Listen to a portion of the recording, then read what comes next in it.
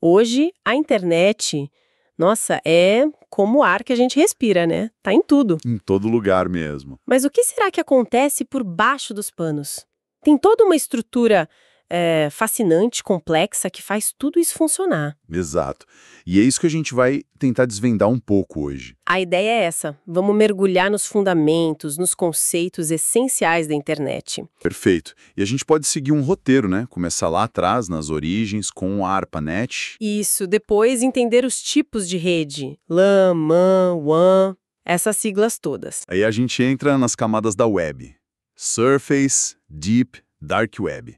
Tem muita confusão aí, né? Muita. Precisa desmistificar isso. Com certeza. E claro, os protocolos, as regras do jogo.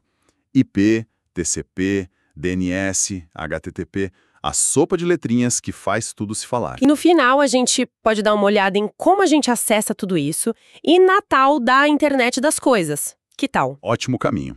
Então, começando pela história. O material leva a gente lá para a Guerra Fria, né?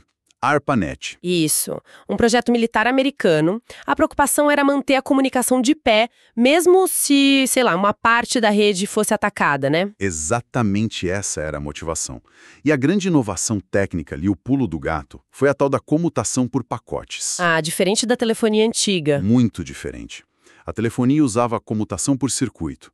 Você tinha uma linha física, um caminho dedicado só para aquela ligação.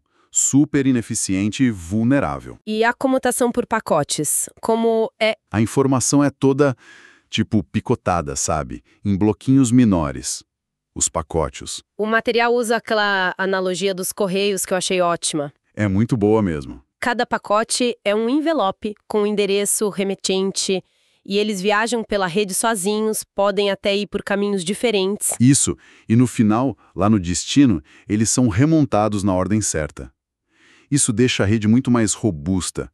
Se um caminho falha, o pacote pode tentar outro. Faz todo sentido. Muito mais resiliente. Precisamente. Essa flexibilidade foi chave. Só que aí, claro, veio o outro problema. Qual? Começaram a surgir várias redes diferentes. Cada uma com suas regras, seu idioma. Como fazer essas redes todas conversarem entre si? Ah, precisava de um tradutor universal, digamos assim. Entendi. É uma língua comum, né? Uma língua franca da rede. E essa língua acabou sendo o conjunto de protocolos TCP/IP. Ele virou o padrão, o que permitiu que redes diferentes se conectassem e formassem a internet que a gente conhece. Entendi a importância de ter um padrão. Agora, um ponto que sempre gera dúvida. Internet e World Wide Web, a tal da WWW, não é a mesma coisa, né? De jeito nenhum. E essa diferença, olha, é crucial.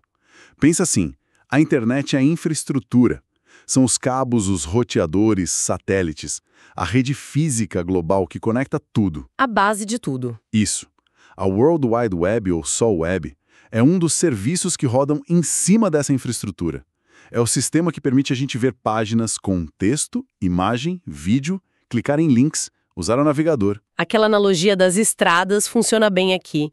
Internet são as estradas e a web são os lugares que a gente visita usando as estradas, tipo lojas, casas. É uma ótima analogia. A web precisa da internet para existir. Mas a internet suporta muito mais coisa além da web. E-mail, transferência de arquivo, streaming de vídeo, jogos online. Entendi. E a web tem seus próprios ingredientes, digamos assim. Hipertexto, URL, os navegadores. Exato. E protocolos específicos como HTTP ou HTTPS, servidores web, as próprias páginas, os buscadores. É um ecossistema dentro da internet. E como a gente interage com isso? O material fala do modelo cliente-servidor. Parece simples, né? E é, na essência. O nosso aparelho, o computador ou celular com o navegador, é o cliente. Ele faz um pedido, uma requisição. Me dá essa página aqui. E do outro lado? Do outro lado tem um computador mais parrudo, o servidor, onde o site está guardado. Ele recebe o pedido e manda a resposta de volta, que é a página que o navegador mostra pra gente. Certo. Uma troca constante. E voltando para a infraestrutura, para a internet. Essas redes, elas têm tamanhos diferentes, né? O material classifica por área de cobertura. Exato. A classificação por tamanho, por abrangência geográfica, é bem comum em provas, inclusive. A menorzinha é a PAN, Personal Area Network. Bem pessoal mesmo, alcance de metros, tipo o fone Bluetooth conectado no celular. Perfeito. Ou um teclado sem fio no computador, bem curtinho o alcance. O material até diz que essa cai pouco em prova. Mas a próxima, é essa sim. A LAN, Local Area Network. Essa é figurinha carimbada, né? Altíssima incidência. A LAN cobre uma área limitada. A rede da sua casa, do escritório, um prédio, uma LAN house. Conecta ali os computadores, impressoras. Geralmente é rápida e confiável, poucos erros. Ok, LAN é local. E depois? Vem a MAN, isso. MNA, Metropolitan Area Network. Também muito cobrada. Já pega uma área maior, tipo uma cidade inteira, ou uma região metropolitana. Que exemplo a gente teria para uma MAN? O material cita um exemplo legal. Interligar as filiais de uma empresa na mesma cidade. Como a rede dos girafas, lá em Brasília, que eles mencionam. Ou, sei lá, a rede de fibra que uma prefeitura usa para conectar os órgãos públicos. Entendi. Escala de cidade. E a maior de todas, então, é a WAN, Wide Area Network. Essa também cai bastante. Sim, alta incidência também. A WAN cobre distâncias enormes. Cidades, estados, países, continentes. O exemplo mais óbvio de WAN é a própria internet, certo? É o exemplo clássico. Mas pode ser também a rede de uma empresa que conecta o escritório de São Paulo com o de Nova York. Ou aquela rede que conecta a base brasileira lá na Antártida, o ProAntar, com o Brasil. Isso é o WAN. E tem as versões sem fio para cada uma, né? WPAN, WLAN, WMAN, WWAN. Existem, sim. Mas o material comenta que as provas às vezes não são tão rigorosas com esses nomes exatos do sem-fio. O mais importante é sacar a diferença de escala. Pessoal, local, metropolitana e ampla. Beleza. Escala entendida. Agora, saindo um pouco da infraestrutura física e voltando para a web, que é o serviço que a gente mais usa, ela também evoluiu, teve fases, né? Teve sim. O material passa rápido por isso. Lembra da Web 1.0? Mais antiga, paradona, estática. A gente só lia consumia informação. Lembro, quase não tinha interação. Pois é. Aí veio a Web 2.0, que é basicamente a que a gente vive hoje. A web da interação, da colaboração, redes sociais, blogs, wikis, todo mundo pode criar conteúdo. O usuário virou protagonista. Exatamente. E agora já se fala muito na Web 3.0, a tal da web semântica. O que seria isso? A ideia é uma web mais inteligente, onde os programas de computador, as máquinas, consigam entender o significado das coisas, não só mostrar. Isso permitiria mais personalização, mais uso de inteligência artificial e tecnologias como blockchain para descentralizar mais as coisas. Mas ainda está em construção, né? Uma visão de futuro. Mas falando da web de hoje, tem aquelas camadas que geram uma confusão danada. Surface Web, Deep Web, Dark Web. O que, afinal? Vamos tentar organizar isso. A Surface Web, ou web de superfície, é a pontinha do iceberg. É tudo que o Google ou o Bing, esses buscadores comuns, conseguem achar e listar pra gente. Tipo sites de notícia, blogs, redes sociais abertas. Isso. Páginas públicas, lojas online, o que a gente acessa no dia a dia. Só que dizem que isso é só uns 4% de toda a informação que está na web. Só 4%? Caramba! Então os outros 96% são a Deep Web. É muita coisa. O que tem lá? Exato. A Deep Web é todo o resto. Todo o conteúdo online que não é indexado pelos buscadores normais. Para acessar, você geralmente precisa de um login, uma senha, algum tipo de permissão. Ah! E aqui está o ponto-chave para não confundir. A imensa maioria do que está na Deep Web é coisa normal, legítima, do nosso cotidiano. Como assim? Dá exemplos. Pensa nos seus e-mails. Eles estão na Deep Web. Seu extrato do banco online. Os arquivos que você guarda na nuvem, tipo Dropbox ou Google Drive. Bancos de dados de empresas, prontuários médicos, intranets. Tudo isso é Deep Web. Não é público, precisa de acesso. Ah, entendi. Então não é um lugar misterioso e perigoso por natureza. É só conteúdo protegido. Exatamente. É a parte submersa do iceberg, mas a maior parte é só água normal, vamos dizer assim. E a Dark Web, onde ela entra nessa história? A Dark Web é um pedacinho dentro da Deep Web. É uma parte que foi escondida de propósito e que precisa de programas especiais para acessar. O mais famoso é o navegador Tor. Tor? Isso.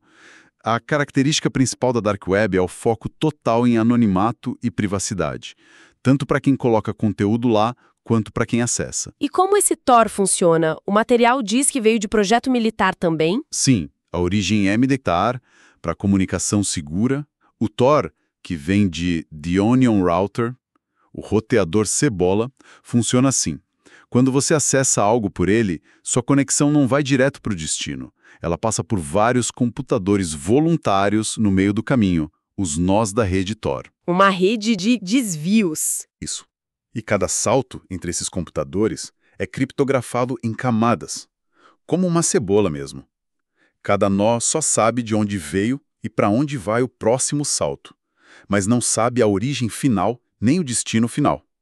Isso torna muito, muito difícil rastrear quem está acessando o quê. Entendi.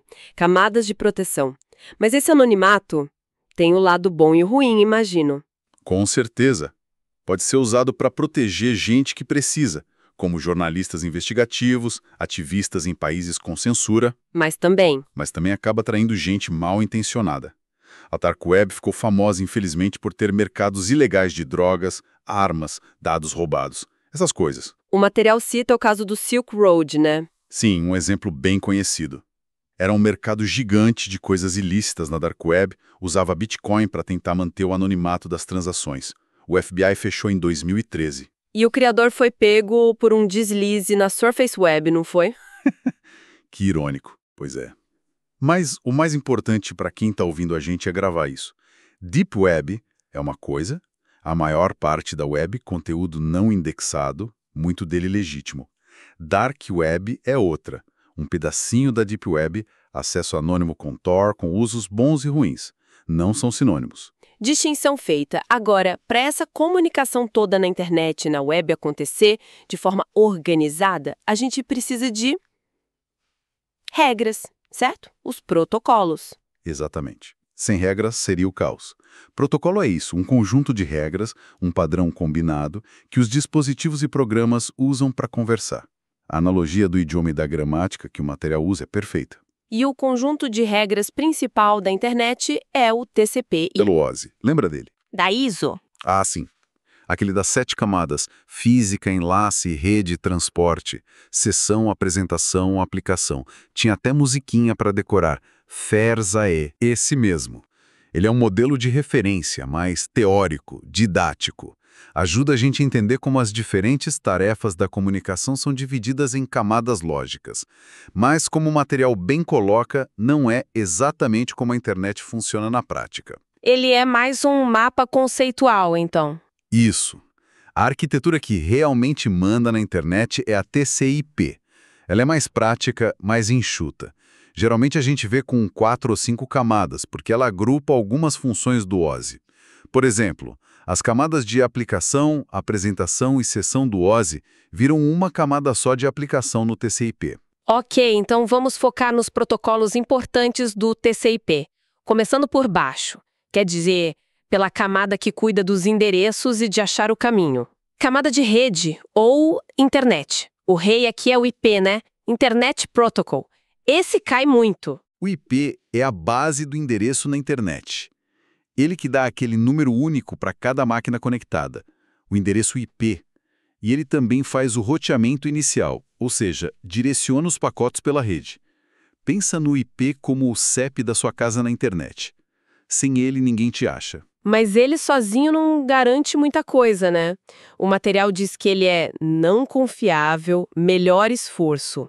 O que isso significa? Significa que o IP faz o trabalho dele de endereçar e mandar o pacote para o caminho certo. Mas ele não se preocupa se o pacote vai chegar, se vai chegar na ordem, se vai ter erro. Ele só tenta entregar. Faz o melhor esforço. A garantia vem depois. E tem duas versões desse endereço IP, né? Certo? O IPv4 e o IPv6. Exato. O IPv4 é aquele que a gente está mais acostumado a ver, 4 números de 0 a 255 separados por ponto. Tipo 170.85.231.189. Ele usa 32 bits. O problema? Acabou, ou tá quase acabando. Exatamente. A internet cresceu tanto que os endereços IPv4 estão se esgotando. Por isso criaram o IPv6. Ele usa 128 bits. Isso dá um número, assim, inimaginável de endereços. Resolve o problema por muito, muito tempo. E o formato dele é diferente, né?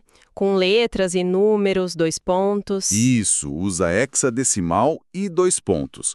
Tipo fdec.74.0.0.0b0f.0.ff0. Parece complicado, mas tem umas regrinhas para encurtar, tirar os zeros à esquerda, usar 2 pontos para indicar um monte de zero junto. Entendi.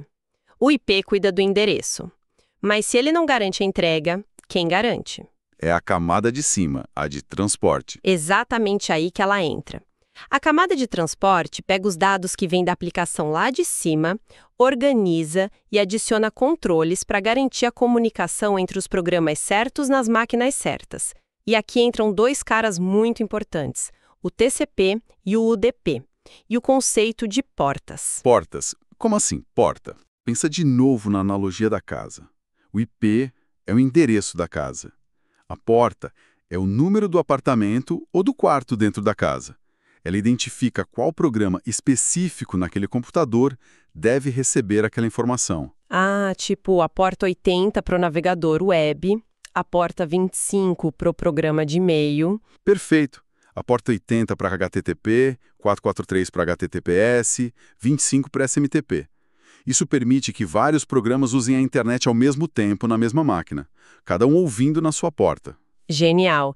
E a diferença entre TCP e UDP? O TCP, Transmission Control Protocol, parece ser o principal, né? A alta incidência. O TCP é o protocolo da confiabilidade. Primeiro, ele estabelece uma conexão formal com o destino antes de mandar qualquer coisa.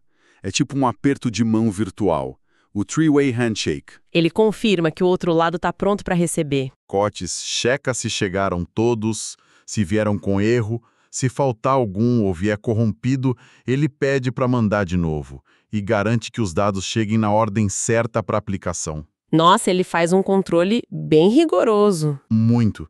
Por isso ele é usado para coisas onde a gente não pode perder nada. Navegar na web, mandar e receber e-mail, baixar um arquivo. Cada bit conta. Mas imagino que todo esse controle deixe ele mais lento, não? Sim, tem um custo. Esse controle todo gera um overhead, uma sobrecarga. Ele é mais pesado e um pouco mais lento que o UDP. O UDP, User Datagram Protocol, que cai bem menos em prova, é o oposto. Como assim? O UDP é rápido e leve. Ele não estabelece conexão, não numera pacote, não checa erro, não garante entrega nem ordem. Ele só joga os pacotes, datagramas na rede e torce para chegar. E por que alguém usaria algo que não garante nada? Parece loucura.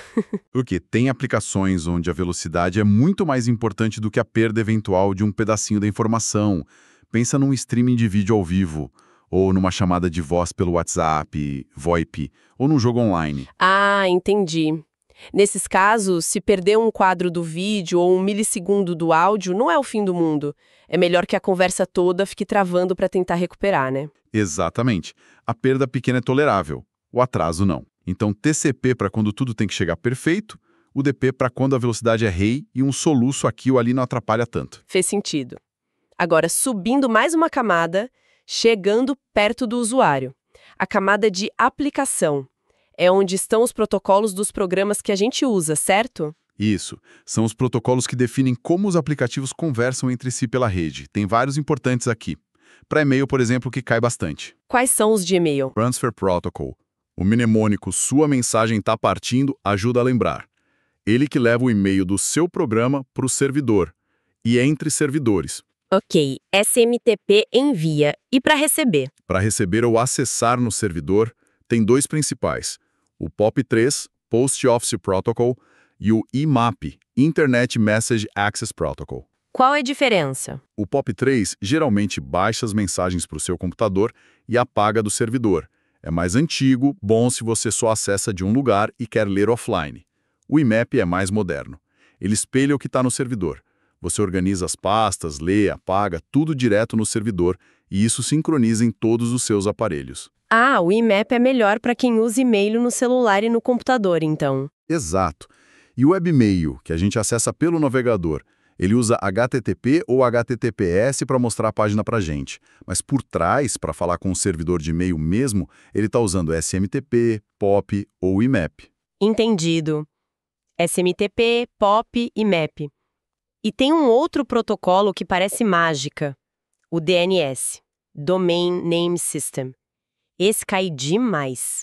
O DNS é absolutamente fundamental. Imagina ter que decorar aquele monte de número do IPv4 ou IPv6 para cada site que você quer visitar. Impossível. Seria o caos. O DNS faz essa tradução. Você digita o nome fácil de lembrar, www.google.com, e o DNS vai lá e descobre qual o endereço IP correspondente, tipo 216.58.211.14, para poder conectar. A analogia da agenda telefônica da internet é perfeita. E como ele sabe todos os endereços? É um sistema gigante distribuído pelo mundo todo, hierárquico. Tem servidores raiz, servidores de domínio.com.br, servidores dos provedores. Eles vão se consultando até achar resposta. Tem entidades que organizam isso, como a ICANN globalmente e o registro.br aqui no Brasil para os domínios.br. Falando em endereço de site, o material também explica a URL, Uniform Resource Locator. Não é só o www, né? Tem mais coisa ali. Tem sim. Uma URL completa tem a receita toda. Começa com o protocolo HTTP, HTTPS, FTP, depois vem o domínio, google.com, às vezes pode ter um número de porta específico depois de 2 pontos, 8080, por exemplo. Aí vem o caminho para o arquivo dentro do servidor, pasta arquivo.html. E pode ter mais coisa ainda. Pode. Depois do caminho, pode ter um ponto de interrogação seguido de parâmetros, tipo busca igual protocolo, que mandam informações extras para o servidor. E pode ter também um jogo da velha, o fragmento, que te leva direto para uma parte específica da página. E aqueles por 120 que às vezes aparecem. É o código para um espaço em branco. Quanto detalhe no endereço. E para a web mesmo, para buscar essas URLs, os protocolos são HTTP e HTTPS, né? Outros que caem muito. Demais. O HTTP, Hypertext Transfer Protocol, é a base da web. Ele define como o navegador pede as coisas, requisição, e como o servidor responde. É ele que traz as páginas, imagens, tudo. Usa aqueles códigos de status que a gente às vezes vê. 200 ok, 404 página não encontrada, 500 erro no servidor. E o S do HTTPS é de quê? Seguro. Exatamente. HTTPS é o HTTP seguro. Ele faz a mesma coisa que o HTTP, mas adiciona uma camada de segurança usando criptografia, geralmente com os protocolos SSL ou, mais moderno, TLS. E para que serve essa criptografia? Para embaralhar a comunicação entre seu navegador e o servidor. Mesmo que alguém intercepte os dados no meio do caminho, num Wi-Fi público de café, por exemplo, não consegue ler nada. Além disso, o HTTPS usa certificados digitais. Certificados? Sim. O servidor apresenta um certificado para o seu navegador que é tipo uma identidade digital emitida por uma autoridade confiável. Isso prova que aquele servidor é quem ele diz ser. Ajuda a evitar que você caia em sites falsos que imitam bancos ou lojas, por exemplo.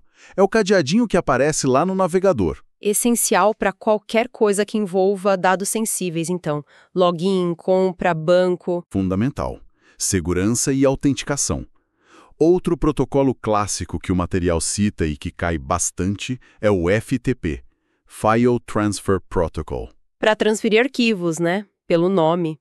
Mas a gente não transfere arquivo por e-mail, pelo navegador? Transfere sim, mas o FTP foi criado especificamente para isso, para upload e download de arquivos de forma mais estruturada.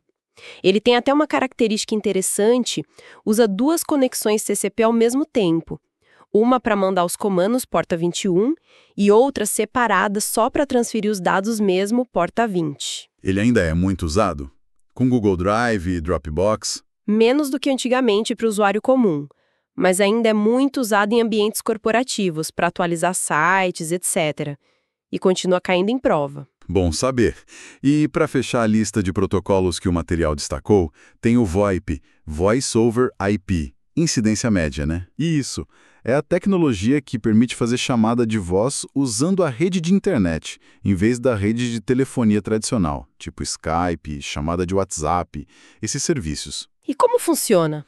Basicamente, pega a sua voz, que é analógica, digitaliza, quebra em pacotinhos e manda pela rede IP, usando geralmente o UDP para ter menos atraso nos pacotes de voz.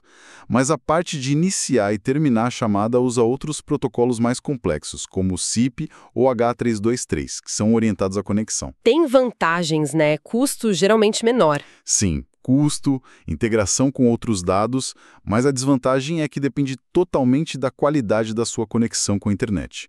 Se a internet estiver ruim, com muito atraso ou perda de pacote, a voz fica picotando, com eco. Faz sentido. Ufa, cobrimos bastante protocolo importante. Agora, a pergunta prática. Como nós, usuários normais, nos conectamos a essa rede toda? Quais são as tecnologias para chegar na internet? Ah, isso mudou muito com o tempo. O material até lembra da conexão de escada, né? Usava o telefone, fazia aquele barulhinho. Nossa, lembro. Era uma eternidade para conectar e baixar qualquer coisinha. Nem me fale. Depois veio o ADSL, que usava a linha de telefone também, mas era bem mais rápido e não ocupava a linha. Aí veio o HFC, que usa os cabos da TV a cabo.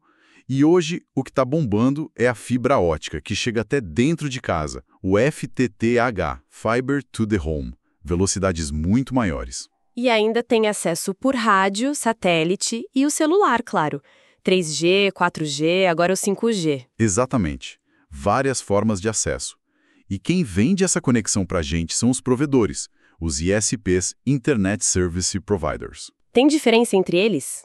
Tipo, tamanho, importância? Tem sim.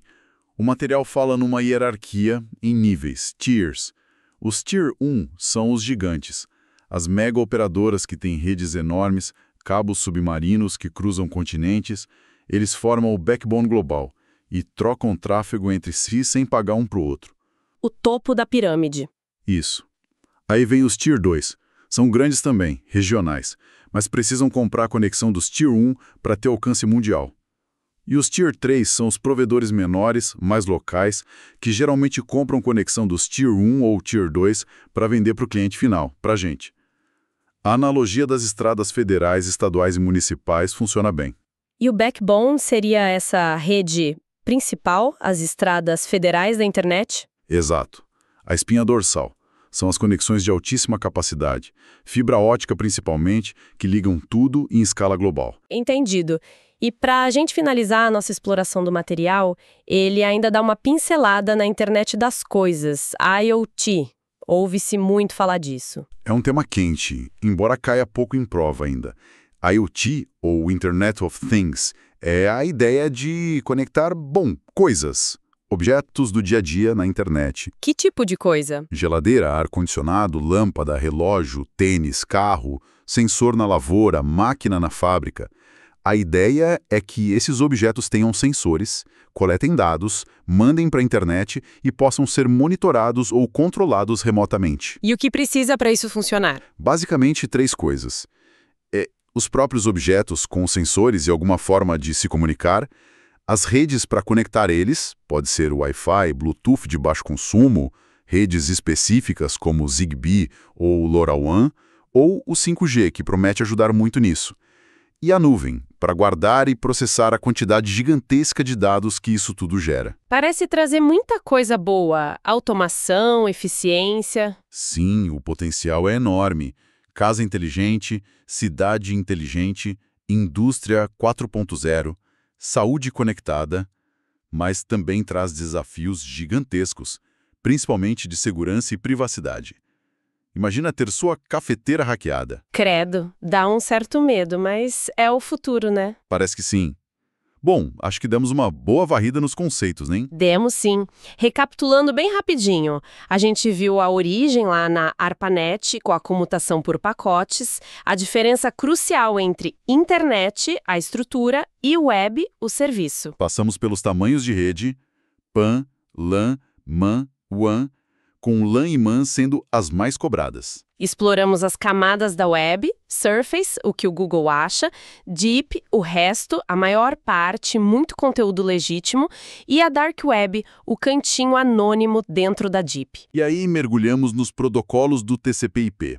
O IP para endereçar, IPv4 esgotando, IPv6 chegando, TCP para garantir entrega confiável, UDP para velocidade, ambos usando portas. Vimos o DNS como a agenda da internet, HTTP e HTTPS para navegar na web, com o S de segurança sendo vital, SMTP, POP e MAP para os e-mails, FTP para arquivos e VoIP para voz na rede. Falamos de como a gente acessa a DSL, fibra 5G, através dos ISPs Tier 1, 2, 3, que se conectam no backbone global.